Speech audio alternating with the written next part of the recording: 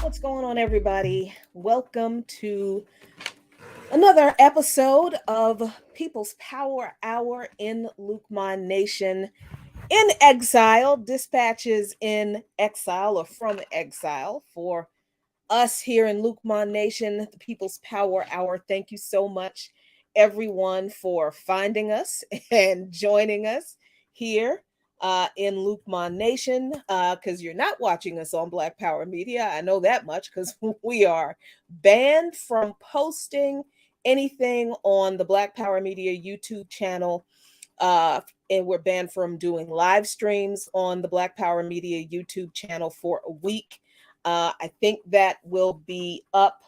That exile of our channel, our YouTube channel, will be over, I think, this weekend. I'm not sure, but hey, I'm really glad that you were able to join us wherever you're joining us from. If it's on Lukman Nation's YouTube platform, appreciate you. If it's on I Mix What I Like, thank you so much. If it's on Twitter, thank you. Welcome. If you're on Facebook, thank you. Thank you for finding us, joining us, being locked in. Appreciate not being in exile alone. It's been a wild, it's been a wild few weeks. It's been a wild few months, and it's only March of 2023. It's been crazy from the beginning. And I don't know, for me, it's been a wild few years. So, yeah. So I'm enjoying a little red wine today because I had a bottle open because I had a really lovely dinner party, I guess if you want to call it. I was able to do something that was a dream, another one of Abdus's dreams, and I'll tell you about it as I talk a little bit about. I open up tonight's show talking about what I've been up to the past couple of weeks, because I was not online last Friday. I did not do a show last Friday. I missed you guys, but I had to go and enjoy myself because I was invited to attend the Afro-Cuban All-Stars concert at the Strathmore, lovely concert hall here in, well, it's not Washington, D.C., it's Silver Spring, Maryland, not too far from, right over the Maryland line from Washington, D.C. And I've got pictures from that I want to share with you. But first, before I go into anything else, I want to say hey to the folks who were able to hop on with us: James, Greg Kennard, Martin Hernandez, Leah Boggs, Invisible Marley, Namdi Crow. Thank you all so much. I am doing as well as I can do for the moment. Thank you, Namdi, for asking after me. I appreciate that. So, yeah, last week I was able to do something very fun. And let's see if I can share some things for you, so I can share my good times with you. I do like to do that. So this is Barrington Salmon. He is a journalist, longtime journalist, and a good friend. And this picture is taken backstage at the Strathmore. We were able to meet Juan DeMarcos and some members of the band before they went on, because Juan is good friends with, oh no, that's my kidney squeezy. that's not that's not what I wanted to show you.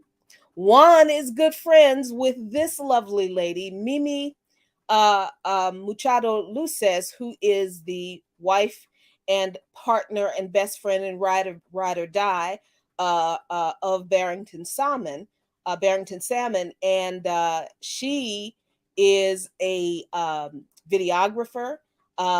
She always hates when we say this, but she is an Emmy-winning documentarian. And she is a fantastic, fantastic person. These are two, Mimi and Barrington are two of the best people in the world. They have adopted me as family. They look after me. They have taken good care of me, and they're making sure that I have some time to enjoy life on this really, really difficult. I'm not even gonna lie and pretend like this is a breeze. This difficult journey, dealing with these kidney issues. So this is us backstage. This is Juan DeMarcos, this gentleman here. And this band is the Afro-Cuban All-Stars. This is the second time I've seen them. I saw them last in 2020, I think, the year before Abdus passed. So we saw them then, and it was either 2020 or in 2021. Before he passed, and we went with Barrington and Mimi then to see them. So it was really nice to be able to go and see them again. It was a fantastic time I had Friday night. So even though I missed you all very much, I was glad that I got to hang out with my fam, and I got to see the Afro-Cuban All-Stars, one of my favorite international bands. I don't like to say it's, foreign music, because it has an undercurrent of African rhythms, so it's not really foreign music. Yes, that's a great question. And yes, I believe he was. Yes, he was. There's a rich, rich history of Cuban music that Juan DeMarcos is all involved in. And I am going to try, because they're on tour now, but I'm going to try to see if I can get him to come on the show and talk about that history. Because when we had him on By Any Means Necessary on Sputnik the last time they were in town, which I believe, now that I think about it, it was 2021. So it was like March of last, or February of 2021. We had him on By Any Means Necessary, and he was beginning to talk about the spiritual aspects of Cuban music. And then we ran out of time and we really couldn't get into that. So I really want to be able to get into that. And I actually mentioned that to him when we saw him this time, and he said, "Oh yeah, that was a great conversation. I really love talking to you all." So I'm going to see if I can get him on the show to talk more about that and the history of just his life in music and Cuban music. I think it would be fascinating. So that's what I did last week. This is Mimi and Barrington together. They are adorable. They are as wonderful as they are adorable together. So this is another thing that Abdus has always wanted our house to be. Another one of his dreams that is being realized. He wanted our home to be like a meeting place for revolutionaries, a gathering place for our radical revolutionary friends, a place of rest for our comrades, and just a warm, welcoming space for our people. So that's what it is. This was the first meeting that we had of the Black Alliance for Peace DC Citywide Alliance. We had the meeting at our home here, the Lukman Nation HQ. And this will be the meeting place for all of the BAP DC Citywide Alliance meetings. So these are some of the comrades in the BAP Citywide Alliance. Sorry, there's some more comrades there. And I think, I'm not sure if I told you before, but this plant here, I've named her Mamie because that's my mom's name. This was my mom's plant. This was my mom's corn plant. And this plant is almost as old as I am. I'm 55. This plant is probably 40 years old. It's been broken in half when I moved, broken in half, and it just kept on growing, and it has stuck around all this time. Very tenacious and hardy and robust, and just not fitting to go nowhere anytime soon. So that's really cool. And this is another example of our home being the kind of place that Abdus wanted it to be. I'm very proud that you know, and I'm really humble and like a man. I can't believe that I got to do this kind of way. I was able to host a delegation from Buenaventura, Colombia, who came to DC to take some meetings on Capitol Hill with the bullshit politicians. But I was able to have our home available to receive this delegation of the mayor and vice mayor of Buenaventura, Colombia, the predominantly Afro-Colombian region in Colombia on the Pacific coast, into our home here in DC. I was so humbled. I was able to arrange some food, and this chocolate in particular is very important. This chocolate was provided by our comrade Paul Pumphrey, who is also the co-founder. He is a member of the Black Alliance for Peace, but Paul Pumphrey is also the co-founder of oh my gosh, Lord have mercy, Friends of the Congo. I'm tired, and a whole bunch of stuff is in my head that I'm trying to, yeah. So Paul Pumphrey is co-founder of the organization Friends of the Congo. This chocolate, Spaganvola, is made from Congolese cocoa. And the company that Paul is involved in makes this chocolate. It is locally sourced in the Congo. It is delicious. It has won international chocolate awards, right up there with the Godivas and, you know, all the names and the Belgian chocolates and all that kind of stuff. So this is a unique product that we have access to, and we have an opportunity. And I'd love to talk more about it. I'm going to have Paul on the show one day to talk about Friends of the Congo, what's going on in the Congo, and Spaganvola, and why this chocolate is so important and could be very important to developing international ties with the Congo. But yeah, so this is a very special thing. And by the time the night was over, most of this chocolate was gone. You see, it's 2 trays of it. So we were it was good. And I don't even like chocolate like that, but it was very good. So I was able to have some food, some drinks, and these are the people who came. This is the mayor of Buenaventura, Colombia, and this is the vice mayor. And this was after a pretty long day they had of meetings on Capitol Hill. We talked about that a little bit. But we also have here some comrades who are not all members of Black Alliance for Peace, but most are. That's Paul Pumphrey there. And that's Netfa Freeman, also organizer with Pan-African Community Action. Evan Wright, member of Black Alliance for Peace. And you see, when I cater parties for people, it's fried fish, it's shrimp, it's greens, it's rice, because I don't care where you go in the world, that's what we eat. We eat those things or some variation thereof. So everybody was excited. It was a wonderful time.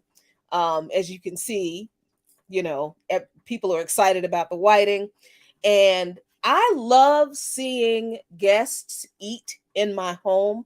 It's a very Southern thing, I think, but it's also a very African thing. I'm convinced that it's a very African, very um, um, uh, colonized people thing. It's a kind of hospitality that you will find in cultures where people are colonized and don't have much, but they always offer something good to eat, a comfortable place to sit, and maybe even a warm drink or two. So yeah, that's all that is wrapped up, and it doesn't in how I like to host people. And it doesn't matter if I cook the food myself, I can do okay, or if I cater it. I love to see people in our home eating, because that to me makes them family in a way. So here everybody is really enjoying, and I mean enjoying, the food. This brother is G. Siku, who's a member of Pan African Community Action. This is Kayla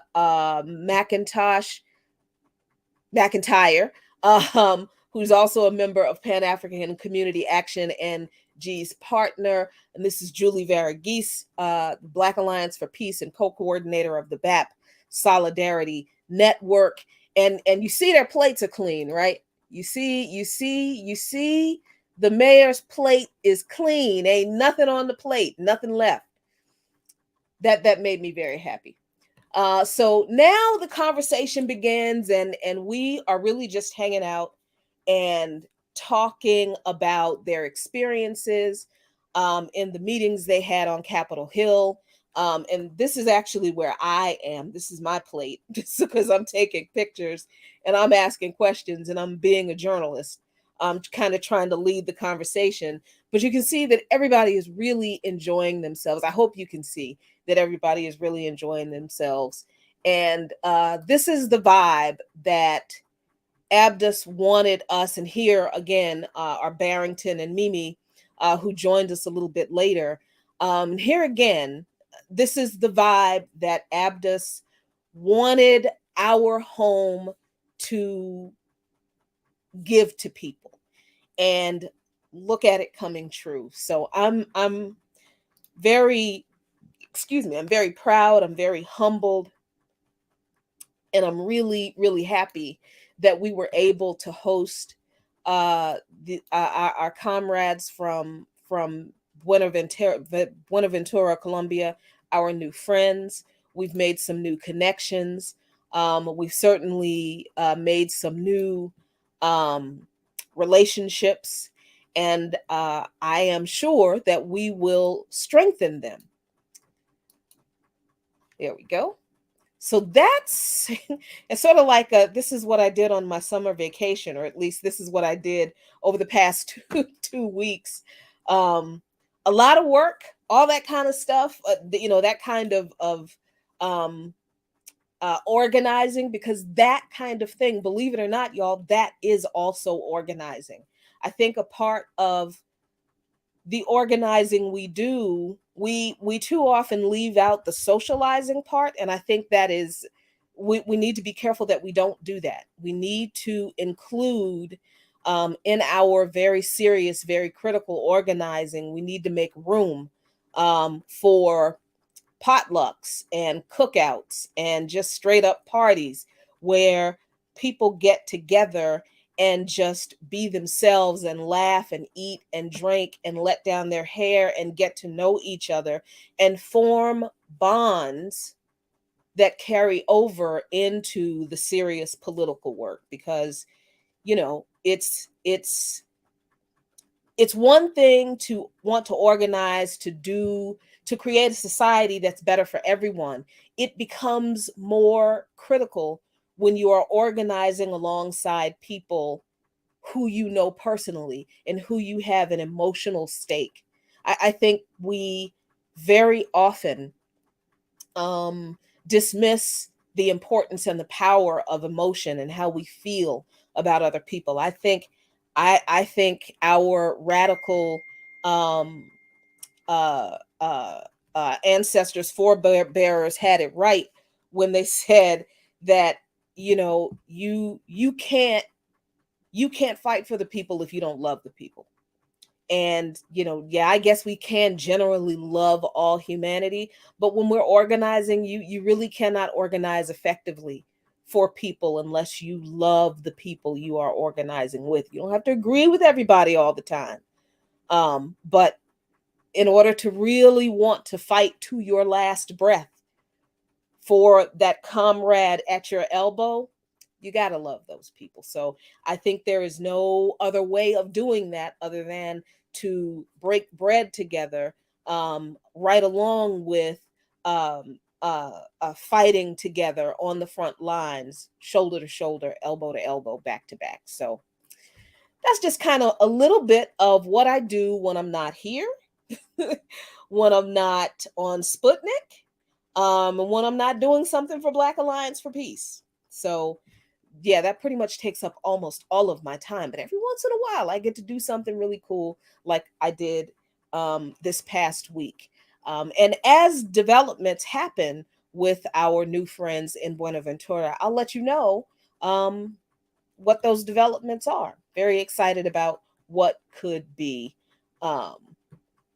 what could come of that. So, what has been going on in the world of politics that is really worth our attention this Friday? Well, a couple of things really, really struck me, and this happened just today,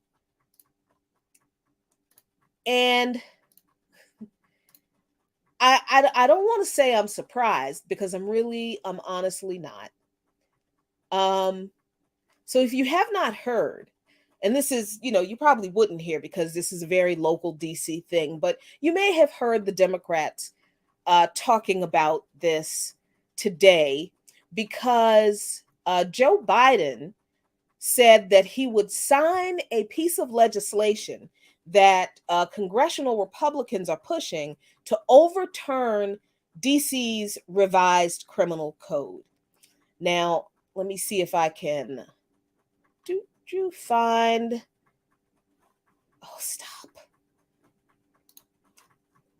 It's not that. It's not anything that Tucker Carlson has said.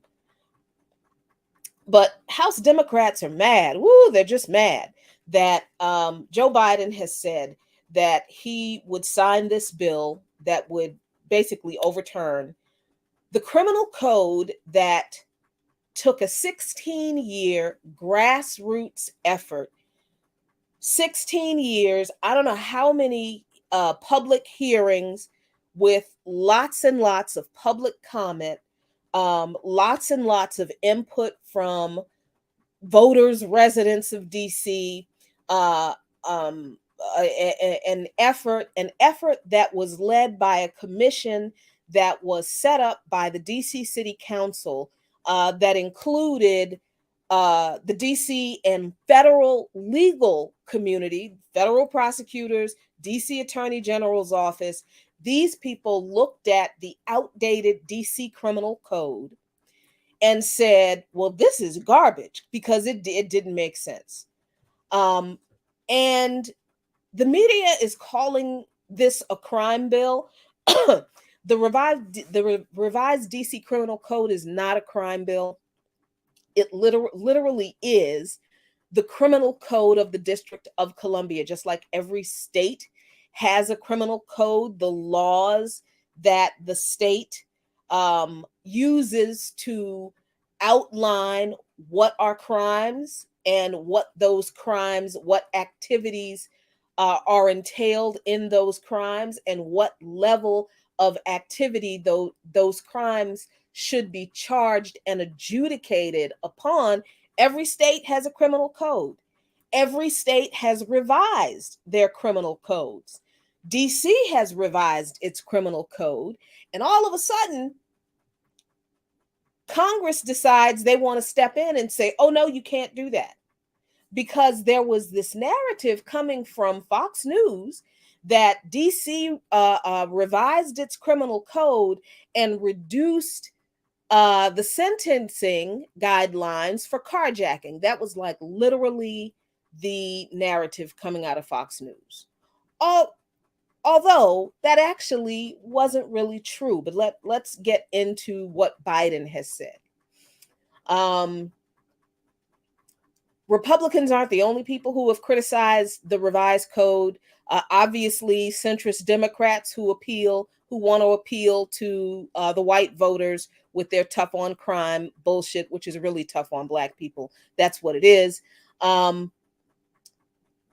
But last month, 173 House Democrats voted when they thought that Biden was going to support DC's efforts for home rule, because that's what this is. This is our right to determine our own laws.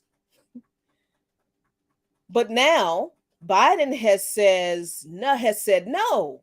I'm going to side with Congress in overturning the DC revised criminal code, because I believe Fox News when they say that the legislation is soft on crime.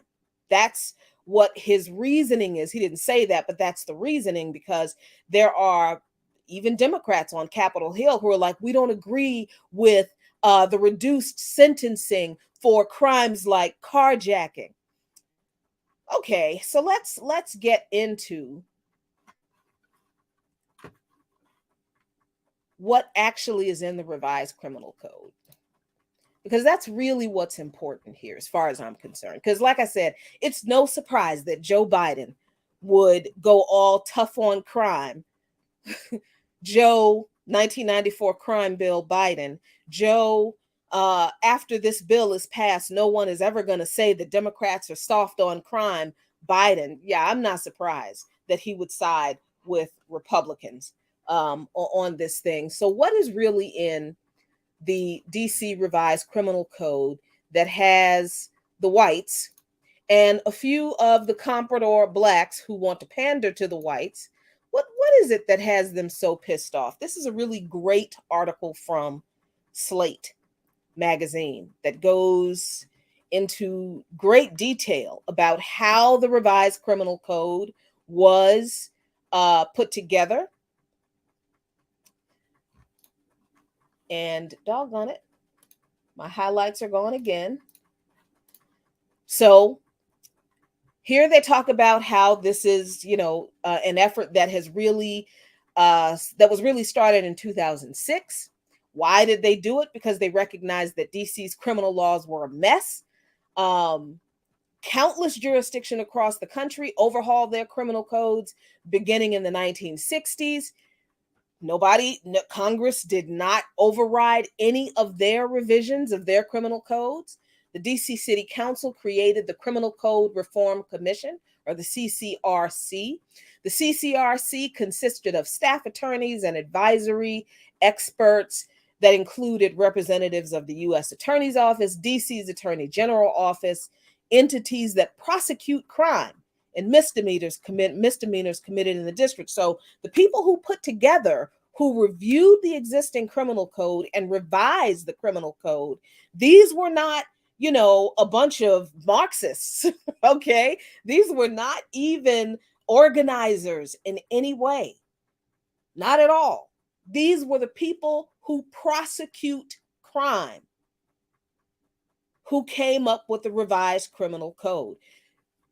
Absolutely. There were, as I said, many public meetings, thousands of hours of public comment. There are thousands of pages of commentary from those community meetings, 2,000 pages of appendices, all the draft documents, all the studies, charts, everything, every piece of paper that was produced from this very long process of revising this criminal code is public record here in the district. So if anybody wants to know what's in the criminal code, how it got there, who put it there, and what their reasoning for putting it there was, all they have to do is go to the public record of the District of Columbia, because none of this documentation is hidden.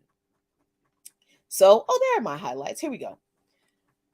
So the CCRA voted after they settled upon a revised criminal code. They submitted it to the DC City Council in the form of the Revised Criminal Code Act, the RCCA. The City Council unanimously approved it, but Mayor Bowser, once she started hearing about the criticism from Republicans, she opposed it. She vetoed the bill, expressing the very concerns that were lies coming from Fox News, but the city council overrode her veto. So the bill was supposed to take effect in 2025. So what is in the RCCA that is such a big deal? Well, as Slate points out, one of the biggest issues is that the code, the old code, the original DC criminal code, didn't identify the elements of many offenses. What did this mean? That the omissions of the elements of these crimes forced the DC Court of Appeal to kind of make stuff up as they went along, case by case, creating ongoing uncertainty about what the law requires. They say that some offenses are on the page very broad. They gave an example of like a kidnapping statute that carries a 30-year maximum sentence, but that could mean that someone giving somebody a hug they did not want could be interpreted as kidnapping under the modern legal interpretation of kidnapping in some states. Others are vague, like simple assault, a commonly charged offense whose elements are not defined in the current code or the old code. Like nobody knew what assault, simple assault meant. What did it mean? So that made it more difficult for prosecutors to actually consistently charge people with anything. And look, I am not sitting here feeling bad for prosecutors not being able to do their jobs to lock people up. I'm just telling you what the facts are and why the criminal code needed to be revised, right? So these vague crimes, Slate said, led to inconsistent and arbitrary sentences. They gave another example of robbery. In the current code, the old code, there's a single robbery statute with a maximum penalty of 15 years. It covered everything from nonviolent pickpocketing to beating someone nearly to within an inch of their life. Even snatching a pizza from a delivery driver and refusing to pay qualified for robbery under the old code, and that person could have gotten 15 years for that. All right? The penalty for the offense doesn't change if the person who committed the crime was armed, though other gun offenses could apply. But the RCCA, the Revised Criminal Code Act, divides armed robbery and armed robbery into two separate offenses, and then it breaks each category into first degree, second degree, and third degree offenses. And that's pretty much standard in every jurisdiction across the country. There's nothing controversial about that whatsoever. So, what else is important in this legislation? The fact that third degree armed robbery covers conduct that involves verbal threats or minor injuries like a bruise. The maximum sentence for that is 2 years. I'm sorry, third degree unarmed robbery. Second degree unarmed robbery covers more serious injuries like a broken arm. The maximum sentence for that is 4 years. First degree unarmed robbery covers life-threatening injuries. The maximum sentence for that is 14 years. Those sentences, every single one of them, is much higher if the person has a weapon, imposing a maximum penalty of 20 years on top of the sentence for additional weapons offenses. So there's no bleeding heart, Marxist, abolish the prisons kind of language in the RCCA. It just does not do that. It does not create an environment in the legal system in DC where crime goes unpunished, or people charged with crime get a quote unquote slap on a wrist, particularly if those crimes are committed with weapons. I'm just telling you what the facts are. That's not a commentary on whether I agree with these laws as they are written. I'm just telling you what's in the law. The new law, the slate points out that, of course, nobody is making these points when they talk about, oh, I disagree with some aspects of the DC criminal code. And this is what the Democrats have said. This is what Joe Biden has said. This is what Mayor Muriel Bowser, Black Democratic female Mayor Muriel Bowser, has said. And she's been mayor of DC for several terms. So she knows all about the criminal code. She knows what's in it. She knows the process that went into it. She is well aware of the documentation behind the criminal code, but she's a neoliberal. She's a tough on crime, tough on poor Black people, neoliberal Democrat, Black Democrat who hates poor Black people as much as the GOP hates poor Black people and poor white people. So critics of the RCCA could claim that the maximum sentence for robbery has dropped, but that is factually misleading. So under the old law, like the example that was given, somebody could be charged with robbery for literally stealing a damn pizza and get 15 years. Under the RCCA, that type of sentencing for that type of crime, and on a crime that is committed without a weapon that does not result in an injury to a person, would not get the maximum sentence of 14 years like it would have under the old criminal code. Now that crime might get a sentence of 2 years, maximum of 2 years, maybe 4 if the delivery driver was injured, right? And they give this example again. A pickpocket who would have faced a max of 15 years now faces a max of 2. But in reality, Slate says, the RCCA brought the penalty in proportion to the severity of the crime by creating gradations. This is what every criminal code in every other jurisdiction in the country does. It reserves longer sentences for people who commit worse crimes. First-degree armed robbery is punishable by 20 years in prison. Something that Fox News said was a slap on the wrist. Yeah, okay. That person is also subject to punishment under a separate chapter that covers weapons offenses. So, scroll down past the ads. I'm going to ignore all those ads for Ross Simon's, one of my favorite jewelry stores. I don't need any more jewelry right now. Carjacking is the conversation that people have been centering, the issue that people have been centering their misguided and full of lies conversations about the DC criminal code around. So Slate addresses this issue of carjacking in their article. Under the old criminal code, the maximum sentence for armed carjacking was 40 years. That's the same penalty as second-degree murder and more than double the penalty for second-degree sexually assault.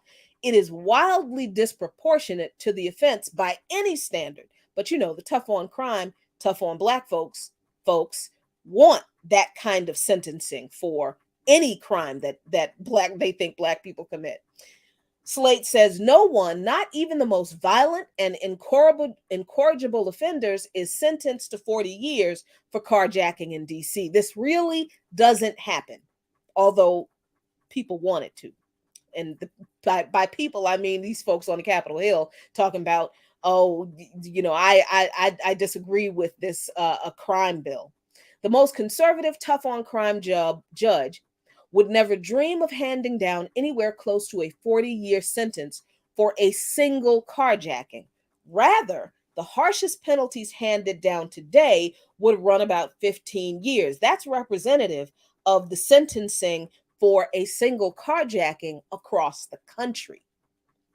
In recognition that some rare cases may warrant even longer sentences, the new DC Criminal Code authorizes a 24-year maximum sentence for carjacking. That's 9 years longer than the lengthiest average sentence for carjacking that is currently handed down today. So, this idea that the DC Criminal Code reduces the sentence for carjacking, numerically, yeah, I guess people are looking at, oh, the sentence for carjacking isn't 40 years, it's 24 years now, but they're not taking into account the fact that nowhere in the country is anybody being sentenced for one carjacking to 40 years. No one is. 15 years is usually the average sentence. And the new DC Criminal Code includes a sentence of 24 years for one carjacking. That's longer than the national average sentence for one car. Oh, the RCCA, the new DC Criminal Code, also allows judges to stack sentences in some instances by running them concurrently. It also includes sentence enhancements for offenders who are armed and who have a criminal record. They go on to give examples of that. Slate points out something very, very important, that stealing a car should not have the same penalty as taking a human life.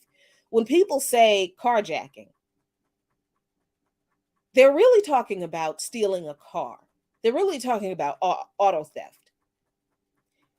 Usually, carjacking does not involve injuring people. Sometimes it does, but every time you hear people talking about carjacking, they always give some weird example. Well, not weird, some anecdotal example of a carjacking where a person was injured. A baby was in the back seat. Somebody was thrown out of a car. That is rare. Most carjackings just literally involve somebody stealing a car.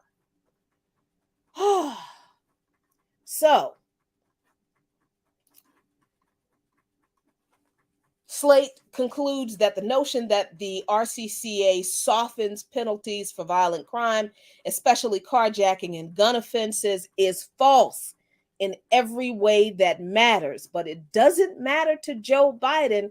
None of that matters to Joe Biden. Didn't matter to Muriel Bowser.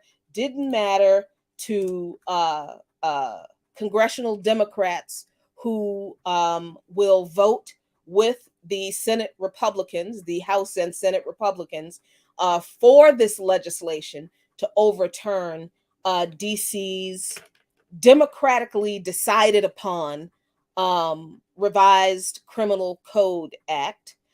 Doesn't matter, because here's the deal. Here's what this is really about. This is really about Washington, D.C. still being a majority Black jurisdiction. Even though DC is heavily gentrified, and gentrification is still an ongoing project, DC is still 40% Black. The white population in DC is 30%. This is a drastic reduction in the Black population in this city from like as high as 70% decades ago, but DC is still majority Black, 40% compared to 30% of a white population. That is rapidly changing, but it's not changing fast enough for congressional politicians who are not going to allow DC to have home rule until DC is majority white. That's what this is about. This doesn't have anything to do with anything that's actually in the revised Criminal Code Act. These people know what's in it. They are making up a bunch of lies and straw man arguments to avoid saying that they are not going to give us Negroes in DC home rule. They're not going to let us exercise our self-determination, and they are never going to vote for statehood for DC as long as DC is majority Black and majority working class and poor Black in particular. That's what this is about. because there is nothing in this criminal code that does not exist in every criminal code for nearly every other jurisdiction in every state in this damn country. And another thing, I don't see Congress breaking their necks, tripping over themselves to intervene in, oh, I don't know, Florida banning the teaching of AP Black Studies, African American history curriculum. Congress isn't tripping over themselves to stop Florida from banning that. Congress isn't tripping over themselves to stop Tennessee from banning drag shows being carried out in public on public property. Excuse me. Congress isn't interceding in those jurisdictions exercising their self-determination. Only DC gets Congress's attention and gets the interference of Congress in our affairs when we are revising our criminal code to bring it up to par with criminal codes across the country. A jurisdiction that is 40% working class and poor Black. I wonder why Congress cares so much about what we do with our laws over here.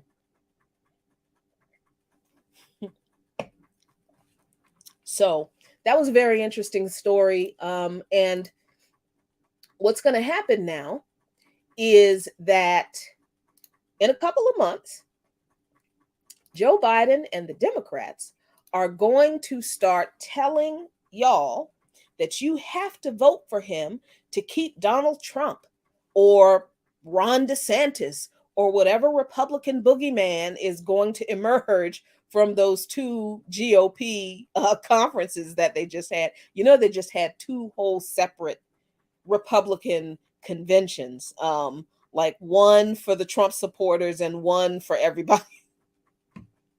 And one for the folks who don't like Trump anymore. It's just, oh my God, it's just so funny. But for all we can tell, from what we can tell, Joe Biden fully intends to be pumped full of extra strength reanimation juice. And he fully intends, if he doesn't drop dead before then, he fully intends to run again in 2024. So in a few months, he's going to start telling folks that you need to vote for Joe Biden in 2024. You need to reelect Joe Biden in 2024 so Joe Biden can finish what he started. Let's see. What has Joe Biden started? Let me see. He has not fought to cancel all student loan debt like he said when he campaigned. He did say when he was campaigning on his campaign website that he would fight to cancel all student loan debt. And he knew full well that the way he structured that $10,000 to $20,000 student loan forgiveness program, he knew that was going to be challenged by the Republicans. He knew that shit was going to end up in front of the Supreme Court. He knew that. Let's see. What else has he fought for? He didn't fight for the extension of the child tax credit that lifted millions of children out of poverty. He didn't fight for the extension of the free school lunch program during the pandemic that was put in place during the pandemic that fed millions of poor children. He didn't fight to stop the end of the pandemic era food stamp extension or food stamp bonus. That expired and people lost between $80 and $150 per month in food stamp benefits when that program ended. Yeah, he didn't fight for that. Let's see. He broke a strike for the rail workers, siding with the railroad corporations. He did not reinstate the safety regulations pertaining to rail companies that Trump axed. Yeah, he didn't reinstate those. He didn't reinstate a lot of environmental regulations that Trump got rid of. He didn't rescind any of the support for Israel that Trump put in place. Yeah, so in a couple of months, y'all are going to be told that you have to vote for Joe Biden so he can finish the job. But that's what he was doing. That's the job that he did. That's the job he has been doing on us. And to add to that, oh, that's right. Thank you, Manny. Thank you for reminding me. He fought. He fought in court to uphold Trump's immigration policy. Now he's the new deporter in chief, taking over the mantle from his former boss, Obama. Yep. So just add on to the job that he is going to tell you that you have to vote for him to continue to do in 2024. Add on to that job that he undercut district residents' right to self-determination and self-governance. That's democracy. That's the democracy that exists in this country. So, yeah. And thank you, Lisa. Biden still owes us $600 motherfucking dollars. Yeah. So that was very interesting. I thought that was a very interesting local story. It's not a surprise that Biden would do that. It's not a surprise that not one Democrat has explained the DC the revised criminal code, the way I just explained it, the way Slate explained it. That took less than 10 minutes to go through that. Not hearing any of that from those folks on Capitol Hill. Nobody is up there talking about this in our defense. I don't know if Eleanor Holmes Norton, the one Congress person we have who doesn't have an actual vote, I don't know what she has said, but nobody listens to her anyway. So, yep, that's where we are with that. And I thought this was also very interesting. Thanks to Ricky Ryan for sharing this story, because this was a big deal was made about this in the media. And I think it is very important that we understand the truth behind what we hear in corporate media in the United States. Because they lie about everything. If you read an article on a corporate media source, you will find a little bit of the truth in the 15th paragraph in a 17-paragraph article. So you have to read articles beyond the headline to get to a kernel of the truth. But a few months ago, there was a big deal about Nicaragua sending 222 people to the U.S., deporting 222 political prisoners, is what U.S. media called them. And I chuckled when I heard that, when I was reading that story. I'm like, those people are not political prisoners. Those people are coup plotters. And I didn't even know for sure, but I knowing Nicaragua, knowing the Sandinista government, and understanding the fact that the U.S. government has been trying to destroy the Sandinista government forever, I just kind of figured if Nicaragua was getting rid of those folks, they had to be involved in some shady, nefarious, undermining, regime change, coup plotting that the U.S. was trying to do in Nicaragua. And lo and behold, Ricky Ryan shares this from the Alliance for Global Peace. This was published just yesterday, and they explain why 222 Nicaraguan criminals were deported to the U.S. and why they and others lost their citizenship. Nicaragua literally kicked them out. Ortega was like, get the fuck out. Why? Why did he do that? Because these 222 received U.S. monies directly or indirectly through nonprofits or businesses to manage U.S. aggressions against the state of Nicaragua. Told you, coup plotters. Many of them conspired with the U.S. Embassy in Managua, Most of them were involved in the 2018 US directed coup attempt that left 253 people dead, hundreds of Sandinistas tortured and traumatized, and billions of dollars of damage to the economy. They were planning for further actions in the run-up to Nicaragua's 2021 elections when they were arrested. And they say details to follow, and they do provide lots of great details.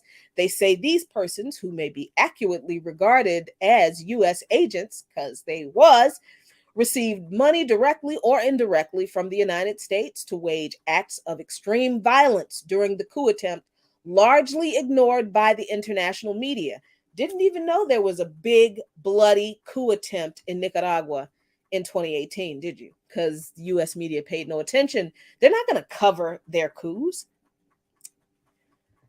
Nicaragua gave amnesty in June 2019 to hundreds of those folks who were found guilty of those crimes, under the condition that they would not commit any further crimes. But they continued their destabilizing efforts at the direction of the U.S. government. They kept receiving payments to continue to foment unrest and coups and a coup. So now at this point, it's 316 people whose Nicaraguan citizenship has been revoked because of their treason against the country. International bodies such as the UN Refugee Agency claim this is illegal because the action was taken on arbitrary grounds. Punishing people for treason against the government, that's not arbitrary. Punishing people who tried to overthrow a government, that's not something that people just made. That's not a made-up crime. But of course, the UN Refugee Agency ignored the evidence of what they had done because let's remember, the UN, the United Nations, marches to the beat of the United States. Deprivation of citizenship exists in most national legal systems. Revoking citizenship for treason is not something that is unique to what Nicaragua did. Other countries do it all the time, including the US and the UK. For example, the UK government has deprived 767 people of British citizenship only since 2010, just since 2010, and has taken away UK passports in 94 other cases. In the US, committing an act of treason can be grounds for losing citizenship. But I don't recall anybody who was involved in the January 6th action on against the U.S. Capitol. I don't recall any charges that involve the word treason, and I don't see anybody being punished by having their citizenship revoked. See how that works? Yeah. A couple of people, but maybe not people who are very important to know, but their publications that are you should be aware of. Cristina Chamorro is part of the family of oligarchs that count 7 members as previous presidents of Nicaragua and own various media outlets, including La Prensa, which has been funded since the 1980s by the U.S. So when you see La Prensa in Nicaragua, it's a U.S. outlet. All right. And then further down, this is a great article with some fantastic facts. Cristiana's brother, Carlos Fernando, has his own media empire, including the very slick online Confidencial and various expensive television programs. So you should know about him and them. Manuel Orozco, based in the U.S., is director of the Center for Migration and Stabilization of Creative Associates International, or CAI. CAI is a global agency that is funded by the U.S. to, quote, engineer political transitions, end quote, with over $2 billion in U.S. government contracts. What do you think engineer political transitions means? It means facilitate a coup. So I'm going to drop the link to this fantastic article in the chat for you to have. And having this article is important also because AFGE, the Alliance for Global Justice, is being targeted by the U.S. government. They are being sanctioned, and they are, I believe, their ability to fundraise through their normal channels is being stopped, limited, because largely of their support for Palestine. So please support AFG, AFGJ in any way you can. Share their articles, read their articles, donate to them. They desperately need our continued support, because their funding is distributed to other organizations, and some of them are Palestinian relief organizations. So it is very, very important that AFGJ continues to receive funding. And as you can see, they do excellent, excellent journalism. So that's what I got for you today, y'all. I didn't want to have a heavy, deep show because I got to do treatment tonight. And I have I have a little speech that I have to prepare for a presentation I'm doing tomorrow. The work is always there to be done, and hopefully next week we'll be back on Black Power Media's regular YouTube channel. But until then, look, do your thing. Nwadi, yeah, no, I thought it was very interesting that they call themselves CAI, because it's very close to CIA.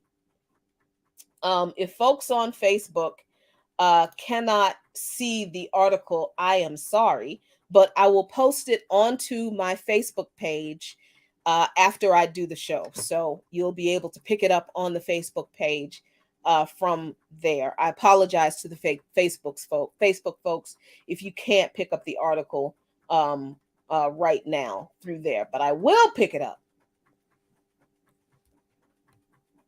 But I will pick it up after the show. Appreciate you. That's a good question. I think it still is.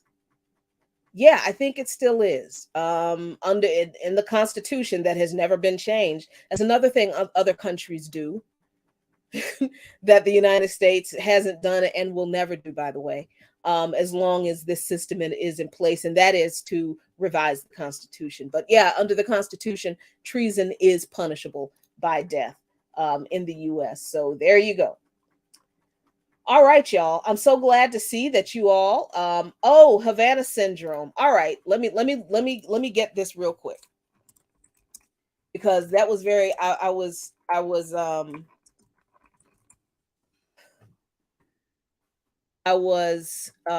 is the thing? Real quick, y'all. Just so you know, just in case you were thinking that Cuba had some type of energy directed weapon that it was really using against people to cause this thing called Havana syndrome that oddly Cubans were immune to. Yeah, Havana syndrome isn't real. It's not real. It has never been real. Havana syndrome not caused by energy weapon or foreign adversary, and intelligence review finds. No shit, Sherlock. That was just something that the US made up. And they finally admitted it's not true. So there you go. Yet another one of the empire's lies, falling apart like the paper that they were built on. All right, folks. Appreciate you finding me wherever. I don't know. I hope that I didn't, stream to places that I shouldn't have. But if I did, I'm sorry. I'm so confused by all this mess. But hopefully next week we'll be back up in the right place, and all will be well, and we'll get back to doing, well, not get back to doing, because it's not like we stopped, but we'll get back to doing what we've been doing in the place where we've been doing it before all of this foolishness happened. And like I said, I understand that the little YouTube algorithms, yeah, whatever. I honestly don't believe this was an algorithm. There is nothing that anybody can show me that will convince me that it wasn't a certain person with the initials MB who's shady as hell in so many ways. I am convinced that it was him, and you can't tell me that it wasn't. But hey, maybe I'm just another paranoid Marxist who thinks that everybody's out to get them. But regardless, thanks a lot for joining me tonight, y'all. Appreciate you. As always, be good to yourselves and each other. A luta continua, the struggle continues. But as always, if you keep fighting, Victoria asserta, victory is certain. Peace.